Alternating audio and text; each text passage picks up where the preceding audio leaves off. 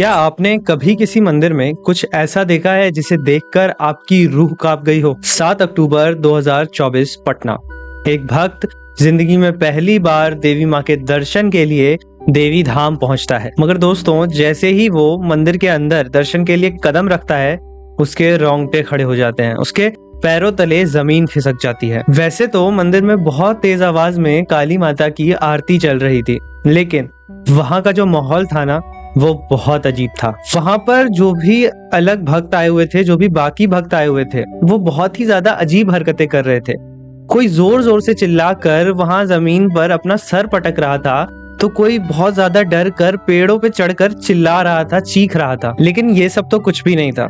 वो जो भक्त वहां पर दर्शन के लिए पहुंचा था, उसे असली झटका तब लगता है जब मंदिर की जो आरती होती है वो अपने अंतिम चरण पे पहुंचती है। जैसे ही ये आरती खत्म होती है, वहां पर जो भी लोग थे जो अजीब हरकतें कर रहे थे, वो अचानक बेहोश होकर धरती पर गिर जाते हैं और चारों तरफ एक गुम सन्नाटा फैल जाता है, जैसे कि अभी यहाँ कुछ हो ही नहीं रहा था। अगर आपको ये सुनकर अचंभा हो रहा है तो मैं आपको बता दूं कि भारत में कई ऐसे मंदिर हैं जहाँ जाना लोग अवॉइड ही करते हैं, जहाँ जाने का विचार भी लोगों के मन में नहीं आता है।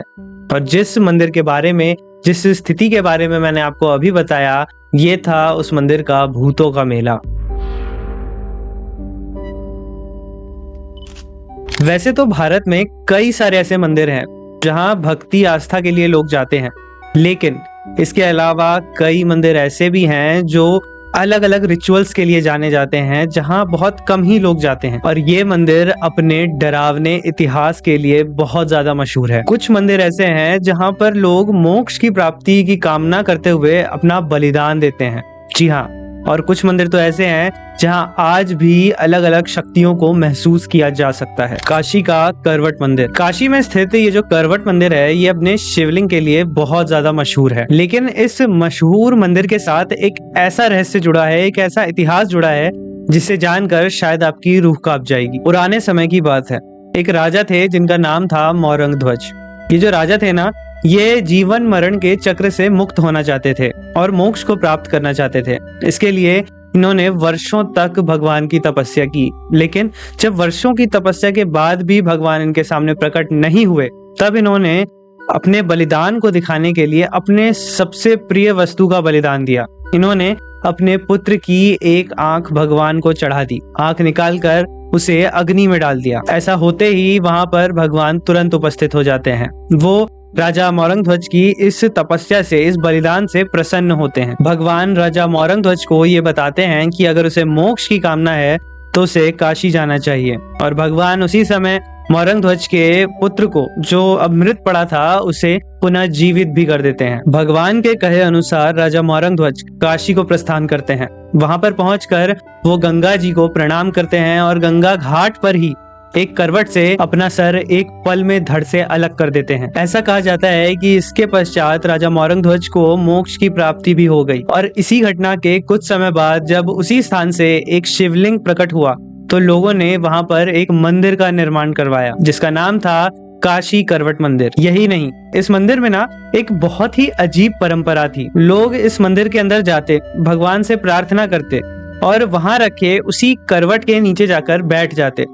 ऐसा मानना था लोगों का कि भगवान शिव जिसको भी मोक्ष देना चाहते हैं, वो करवट उस इंसान की गर्दन पे गिरता और एक पल में ही उसकी मृत्यु हो जाती, और इसी प्रकार वहां भक्तों को मोक्ष प्राप्त होता था। किंतु जब बाद में आगे चलकर हमारे देश में ब्रिटिश शासन आया, तो उस समय इस करवट को किसी ने उस मंदिर से चोरी कर लिया और उसके बाद से ही इस प्रथा का अंत हो गया। किंतु आज भी इस मंदिर में गुप्त अनुष्ठान किए जाते हैं और इस मंदिर के उस तहखाने में जहां लोग अपना बलिदान देते थे, वहां केवल इस मंदिर के पुजारियों को जाने की ही अनुमति है। आम लोगों का उस मंदिर के तहखाने में जाना बिल्कुल ही मना है। केरल में स्थित कोंडुगल्लूर भगवती मंदिर अपने वर्णी उत्सव के लिए बहुत ज्यादा प्रसिद्ध है। लेकिन मैं आपको एक बात जरूर बता दूं कि ये त्योहार जितना ज्यादा भव्य है, उतना ही ज्यादा भयानक भी है। 7 दिनों तक चलने वाले इस त्योहार में जो भक्त आते हैं, वो नाचते हैं, झूमते हैं, गाते हैं, हाथ में तलवार लेकर रखते हैं और माता को गालियां देते हैं। जी हाँ, आपने सही सुना। इस मंदिर में जो भक्त नाचते हुए कुछ मंत्रों का उच्चारण कर रहे होते हैं, आपको सुनकर तो वो काफी अच्छा लगेगा, लेकिन वास्तव में उनका अर्थ यही होता है कि वो भक्त माता को गालियां दे रहे होते हैं। वहां के लोगों का ऐसा मानना है कि इस प्रकार माता को गालियां देने से जो भी भूत प्रेत या जो भी बुरी शक्तियां हैं वो उनसे दूर रहती हैं, उनकी रक्षा होती है उनसे। और सबसे डरावनी बात कि भक्त यहाँ पर उस तलवार से खुद को घायल करते हैं और अपना खून भी बहाते हैं। ऐसा करने से वो सभी भक्त अपना खून माता के चरणों में चढ़ाते हैं। किंतु समय के साथ साथ इन परंपराओं में थोड़ा बदलाव कर दिया गया है। अब जो भी भक्त होते हैं वो असली तलवार की बजाय लकड़ी की तलवारों का इस्तेमाल करते हैं ताकि किसी को गंभीर चोटें ना आ जाए। किंतु आज भी ऐसी मान्यता है कि इस मंदिर में गुप्त अनुष्ठान किए जाते हैं और बलियां दी जाती हैं। किराडू मंदिर, जहां इंसान पत्थर में बदल जाते हैं। किराडू मंदिर को भारत के सबसे ज्यादा श्रापित मंदिरों में से गिना जाता है। दिन में तो यहाँ भक्तों की भीड़ लगी रहती है, लेकिन सूर्यास्त के बाद यहाँ पर कोई भी नहीं रुकता है। इस मंदिर के भक्तों की ऐसी मान्यता है कि एक बार एक संत ने इस मंदिर को एक बहुत ही भयानक श्राप दे दिया था कि जो भी मनुष्य इस राज्य में आएगा वो पत्थर का बन जाएगा। इस श्राप के पीछे की कहानी बहुत ही ज्यादा इंटरेस्टिंग है। कहते हैं कि एक बार इस राज्य के राजा को एक भारी आपदा का सामना करना पड़ा और उस आपदा से बचने के लिए उन्होंने एक बहुत ही बड़े संत को अपने राज्य में आमंत्रित किया। संत ने राज्य की स्थिति को समझा और उसे सुधारने में राजा की मदद भी की। किंतु जब उनके जाने का समय हुआ तो राजा की प्रार्थना पर उन्होंने अपने एक शिष्य को उस राज्य में ही छोड़ दिया, उस राज्य की सहायता के लिए। धीरे धीरे समय बीता और राज्य ने समृद्धि भी की, किंतु वो जो लोग थे वहां के और वो जो राजा थे उन सभी ने उस संत के छोड़े हुए शिष्य को बिल्कुल नजरअंदाज कर दिया था। एक बार जब उस शिष्य की तबीयत बहुत ज्यादा खराब हुई तो राजा और प्रजा की देखभाल ना होने के कारण उनकी मृत्यु हो जाती है। और जब उन संत को इस बात का पता चलता है तो वो अत्यंत क्रोधित हो जाते हैं और ऐसा होने के बाद वो उस नगर में आकर उस नगर को श्राप दे देते हैं कि जो भी व्यक्ति सूर्यास्त तक यहाँ पर रहेगा, सूर्यास्त के पश्चात वो पत्थर की मूर्ति में बदल जाएगा। और होता भी यही है। सभी लोग, राजा प्रजा सब तुरंत उस शहर को छोड़कर, उस नगर को छोड़कर वहां से भागते हैं। किंतु उनमें से एक औरत सिर्फ एक बार अपने घर को पुनः देखना चाहती है। इसी मनोकामना के साथ वो जब वापस मुड़ती है तो वो तुरंत ही पत्थर की मूर्ति बन जाती है। दोस्तों, ऐसा भी कहा जाता है कि आज भी उस मंदिर में उस औरत की पत्थर की मूर्ति रखी हुई है। आज भी ऐसा कहा जाता है कि इस मंदिर में जो भी व्यक्ति एक रात बिताने की कोशिश भी करता है तो उसका कोई अता पता नहीं चलता, वो गायब हो जाता है। इसलिए शाम होते ही यहाँ पर कोई भी नहीं रुकता। दोस्तों, क्या आप इनमें से किसी भी मंदिर में रुकने की या जाने की हिम्मत करेंगे?